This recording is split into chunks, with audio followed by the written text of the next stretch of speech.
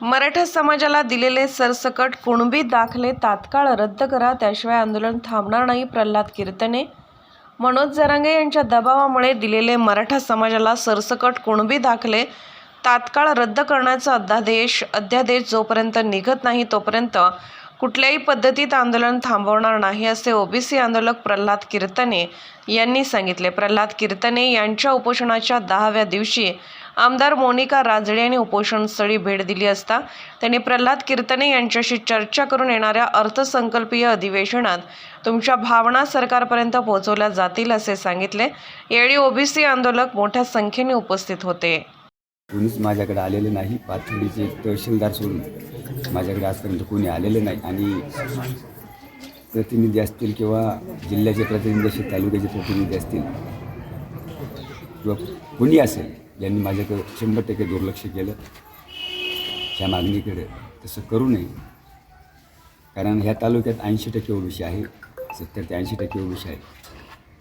त्यामुळे मी विनंती करेन की ओबीसीवर अन्याय करू नका. त्यांच्यासाठी मी थोडाफार वेळ लागला.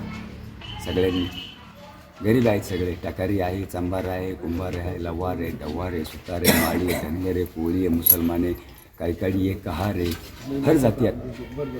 शेवटी आज छोटे जाती आहेत, त्या भेतात समोर झाला. आपलं तरी गरीब जर मरायला लागत असतील तर आपण आपलं तरी काय करायचं.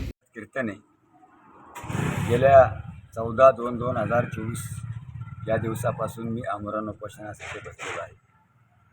यासाठी बसलेलो आहे की ओबीसीमधून मराठ्यांना आरक्षण देऊ नये या मागणीसाठी. आणि 1967च्या नंतर आज जे सध्या नवीन कुणबी प्रमाणपत्र देण्याचा जो सपाटा लावलेला आहे शासनाने, हा तात्काळ रद्द करावा. या 2 मागण्यासाठी मी आमरण उपोषणास बसलेलो आहे.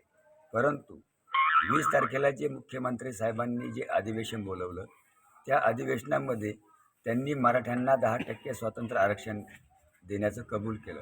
ठीक आहे, आमचं त्याच्यात काहीही दुमत नाही, आमचा त्या गोष्टीला पाठिंबा आहे. परंतु तुम्ही एकीकडे सांगता की ओबीसीला धोका नाही, एकीकडे सांगता की आता त्यांना स्वातंत्र्य आरक्षण दिलं आहे.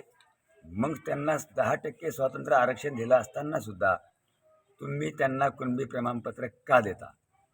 हे कुणबी प्रमाणपत्र त्या आत्तापर्यंत जितके कुणबी प्रमाणपत्र वाटलीत गव्हर्नमेंटने, तेवढेही तातडीने कॅन्सल करावेत. तोपर्यंत हा प्रल्हाद कीर्तने उपोषणावरून उठणार नाही. आरक्षणासाठी उपोषण असेल आंदोलन शांततेच्या मार्गाने सुरू केलं होतं. पण त्यांच्याच मागणीनुसार त्याच्यावर तोडगा काढण्यासाठी राज्याचे मुख्यमंत्री महोदयांनी 20 तारखेला विशेष अधिवेशन बोलवलं आणि त्यामध्ये 10% शिक्षणात आणि 10% नोकरीमध्ये आरक्षण देण्याचे विधेयक पास झालेले आहे. परंतु आपल्या परिसरामध्ये आज ओबीसी समाज बांधव मोठ्या परिसरामध्ये आहे. त्याचं नेतृत्वही आपले आदरणीय नेते भुजबळ साहेब करतात आहे. मागच्याही हिवाळी अधिवेशनामध्ये नागपूरमध्ये मुख्यमंत्र्यांचं सर्वच लोकप्रतिनिधींचं मत होतं की कुठल्याही समाजावर अन्याय न होता, मराठा समाज असेल, धनगर समाज असेल, ओबीसी समाज असेल, यांच्या आरक्षणाला जे मराठा समाजाला आरक्षण द्यायचं ते कायद्याच्या चौकटीत टिकणारं आरक्षण, कुणाचं हिसकावून न घेता, हे कुणावर अन्याय न करता किंवा ओबीसी आरक्षणाला धक्का न लावता हे आरक्षण दिलं पाहिजे. आणि त्याच पद्धतीमध्ये 20 तारखेला हा निर्णय झालेला आहे 10%चा. जसं आता प्रल्हादराव म्हणत आहे की पूर्वी जे कुणबी प्रमाणपत्र, त्याच्याबद्दल आमचं काही म्हणण्याचं कारण नाही, परंतु आत्ता जे निर्णय झाला की कुणबी प्रमाणपत्र मोठ्या प्रमाणावर देत आहेत, जे पात्र आहेत किंवा जे निकषात बसतात ते थांबवा अशी त्यांची मागणी आहे. आज आम्ही या ठिकाणी भेटायला आलो. आमचं हे अधिवेशन राष्ट्रीय दिल्लीला होतं, मुंबईला विशेष अधिवेशन होतं, त्यामुळे यायला थोडा उशीर झाला. परंतु ज्या त्यांच्या भावना आहेत की आम्ही सर्वच जण म्हणजे कुठल्याही जातीपाती किंवा धर्माचं नाही, परंतु लोकप्रतिनिधी म्हणून हा सर्व धर्माच्या जातीचं सगळ्यांनाच पाठिंबा देण्याचा आमचा प्रयत्न आहे. कायम आम्ही सर्व समाजाबरोबर आहोत आणि त्यामुळे त्यांची जी भावना आहे ती आम्ही शासनापर्यंत आता 26 तारखेपासून परत एकदा बजेट अधिवेशन सुरू होते.